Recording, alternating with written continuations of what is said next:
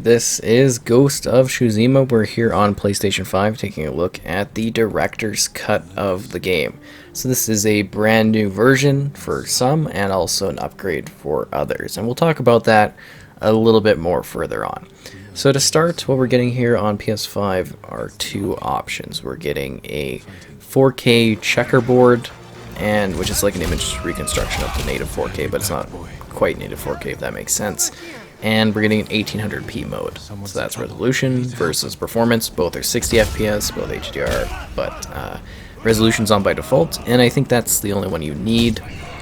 I didn't notice any issues with the performance, so there's not really much of a point for you to go to the performance mode unless you want like absolute perfect quality, and you'll see that shown briefly in the video, but I really don't see a point in doing that at all.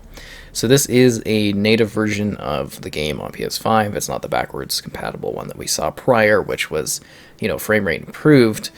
So this is like a completely optimized version for this experience, and yeah, it's pretty good. There's not really anything too technically intense or changed. We do have entirely in-engine cutscenes now at 30 FPS, so that's a stylistic choice, I would imagine.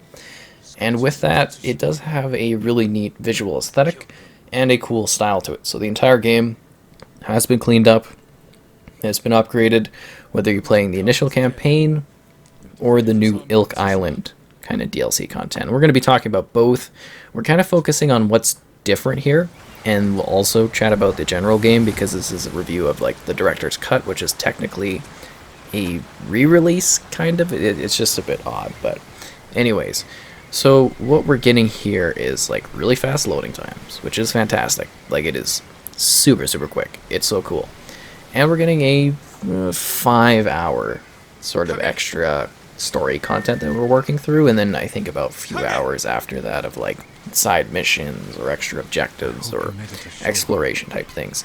It's a rather small island, and you don't necessarily visit it all while you're playing the campaign, so that gives you some freedom to go through places in order to like do stuff. But it really is more of the same. If you've played the game, don't expect anything too wildly different. They are pulling a bit of a Far Cry here, where it's like the person you're up against, and they sort of mess with you in a mental capacity as you go through it. They're like playing around with some psychedelic type things, and you'll get what I mean when you're playing it. I'm trying not to spoil stuff, but they're basically present with you the whole time. And it's playing around into the concept of Jin's father, the death of his father, and certain elements of how he's dealing with that at this current time, which I think is actually quite interesting. I just didn't find this to be as gripping as the main story. Like, it's a fine addition, but at the same time, it's kind of like, it's so-so. Again, it's cool. Like, visually, this is gorgeous. Like, you get the main game looks great too, but this one really tries to do more of almost a vacation type feeling. I know that sounds odd, but you're like in some sandy beach areas, you're in like this overgrown grass area. It's a lot more colorful and vibrant, and I know that sounds weird because the core game has some like beautiful spots, but when you play it, and hopefully you see it in this video as well, where you can see that it's really got more of a scenic sort of, like, I want to say tropical, but that's really not correct for it, but it just gives me like a bit of a vacation type vibe as you're going through Iki Island here. It's pretty cool. So yeah, I loved the visual style of it. They had some fun with it, and this one also seems to focus more on your horse. There's some quality of life improvements overall to the game too, just in regards to some of the moves and the tools you get, and that's about kind of as far as that goes content-wise for extra additions and new things. It's very much just some more stuff to work through. I mean, I had fun with it. It was cool. It provides a good challenge. There's some grindy bosses you fight and some interesting scenarios. It doesn't really do anything too wildly new. It's just some more scenarios of what you've played in the past, but they mix it up a bit and give you a new location to visit. Like, this looks just gorgeous here with the flowers and all that. It really is fantastic, and then you get these like vibing spots of kind of dealing with this crazy thing. Anyways, you're also fighting the Mongols again, but they've got like this new shaman leader type thing, which you saw earlier. This eagle presence, and you're having to deal with that, and that's kind of the gist of what has been added to the game. There's not really anything changed in the main experience. If you've been playing this recently, it's basically the same thing. And yeah, that's basically the director's cut. You can either get this whole new version, or if you have it existing, you can kind of do like a bit of an upgrade. So that's intriguing. Now, this is a good game. It's a great game. It really is. It's well done. It's basically like, you know, sort of a samurai Assassin's Creed type thing with a bit more of a mature angle to it. There's this beautiful black and white filter that's super cool, and I do suggest checking that out. But here's where we switch briefly to the better frame rate mode, just so you can see that quickly. But it's like, it's just such a tone down in the visual aesthetic of the game that I really don't suggest doing so, because you're getting 60 FPS at 4K, so it's just like, why would you do it? Why would you lower the resolution this much? It makes no sense to me. But I thought I would show it off, just, you know, because, just in case. So anyways, like I was saying, it's a great game. It's got a really neat theme of sort of this individual going against their beliefs in order to basically save their people and that. And in the general story, I wish that was a little bit deeper. In regards to how it was showcased, there wasn't a lot of struggle with it, which I thought could have been presented better. Because now we're kind of talking about the main game overall. Because keep in mind, it's a director's cut, so this is like a re-review of the entire game, if that makes sense. But anyways, it's gorgeous. There's lots of great areas to visit. It is a lengthy story. It is an intense, it is an emotionally driven experience. There's tons of things to do. You've got a very chunky main story, then there's tons of side stories, there's tons of moments where you're like getting the band back together, there's like all these neat combative scenarios, and there's extra challenges, and there's hidden secrets and collectibles, and there's collectibles on the new island too that you can find. And you get these epic battles and all these neat scenarios, and it's just a really big, beautiful looking game. There's a lot of detail, there's a lot of depth. As you can tell with the video here, you know, the grass detail, the plant detail, there's a lot going on. And when you're playing the game, every scene seems to be filled to the brim with details. And it's got like this really neat system of like navigation where the wind sort of guides you and you can sort of scroll the controller. And I should also mention the DualSense upgrades. The game feels fantastic with the haptic feedback rumble. It's really cool. It's really good. So they did take advantage of the controller, and you like when a Mongol shaman is near you, that you can hear them through your controller. They're going, you know, saying their things, and it was really quite interesting. So those upgrades are kind of nice. And yeah, it's just generally quite a well done experience.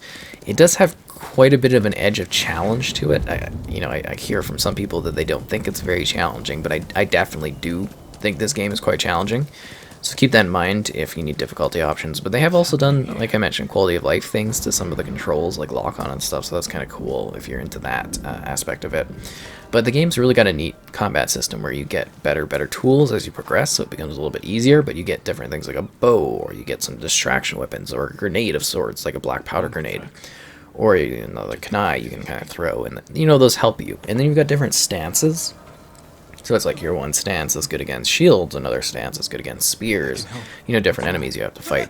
And you can die really quick, but so can your enemies, and it's just about, like, every enemy is basically a threat, and you have to be smart about it. You have to set up your battles, and you could get into, like, a samurai stance attack, where you can instantly kill somebody off the bat, where you challenge them. So there's lots of cool stuff like that, and then there's upgrading your character, like, you know, it's basically an RPG, right? That's where you get all those mechanics of upgrading, improving your stuff. You can improve your armor details as well, and you know, it's neat. It's got a good variety of different missions and goals, and the overall themes of the story were interesting, and it's got some gorgeous moments underneath trees with leaves flowing down. It really feels like a samurai movie of sorts. It's quite cool. So this is actually the opening part of the game. I thought this would be fine for video. Like, I tried to clip key things that I saw while I was playing in order to be like, hey, here's this, here's that. So overall, the director's cut, I would say, adds just a little bit more quality to the experience. A bit more polish. It upgrades the game a little. It offers extra content to enjoy. New missions. If you've been wanting something chunky to get back into, this kind of fills that gap. It gives you a bit more to enjoy. It provides some extra game time. That's really how it kind of goes. The game itself is really, really great, though. If you've never played the game in general, you're definitely missing out. I think it's fantastic. I think it offers a lot of content for you to enjoy, great moments, surprises, intense, gripping action, and it really is. It's very, very well done. Some elements aren't perfectly done within it, but I think for the most part, this is a really great and grand title. They did a fantastic job providing something that is unique and exciting, and yet familiar too as well, which is kind of cool.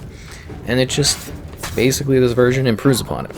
So for returning players, you get a little bit more content. For those coming in fresh, you're getting a very well polished, well put together package that I think provides a lot for you to work through and a lot of time to have. And I think most people quite agree that they like the systems in this one, how combat is handled, the different scenarios you deal with, and just the environment itself is really quite gorgeous. It's got such a distinct aesthetic and design to it that I really think emulates a samurai movie quite well. The art design and everything like that comes together to provide a very exciting and unique experience where you've got different weathering, you've got different times of day, you've got all these different scenes, all these heavy emotional beats, and it all comes together really smoothly now. It's basically instant on the loading. You get to places right away. Fast traveling is literally instant traveling now, and you load into the game right away, and everything is smoothly in how it plays and how it presents. And it's just kind of the ultimate version of Ghost of Tsushima. They really did put together something quite nice here, and I do highly suggest this title if you are a newcomer. If you are someone that is coming back, it's okay. You're getting some extra stuff. Your mileage may vary there, but I think overall, tons going on in this game. It's exciting. It can be quite challenging too. There's lots of enemies to face off against, wars to win, and a tide to turn as you battle towards the end of this expansive and gripping sort of experience. I thought the story itself, the core game plus the extra, really comes together nicely and tells a full, complete tale. And I can't wait to see really where this franchise goes next, because this is obviously just going to be the start of things. And I hope there's a lot more to come, because this is a really unique dynamic. Just again, keep in mind, difficulty-wise, it can be challenging. So keep that in mind if you're looking for something more easygoing, because you're not necessarily going to find that here. But you will find something very, very cool to play that is quite aesthetically pleasing.